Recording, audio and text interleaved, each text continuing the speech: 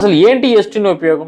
ఎస్టిన్ ఇంత పెద్ద పెద్ద వాళ్ళకి ఈయన చేసే హెల్ప్స్ ఏమున్నాయంటే, అప్పుడే బయటపడుతున్న ప్రశ్న ఏదైనా ఉందంటే అదే ఎప్స్టీన్ ఫైల్స్. ఏంటి ఎప్స్టీన్ ఫైల్స్ అంటే, ఎప్స్టీన్ ఫైల్స్ అనేది ఏదో సిస్టంలో పెట్టుకున్న ఒక ఫోల్డర్ కాదు, ఇది ఒక ఫైల్ కూడా కాదు.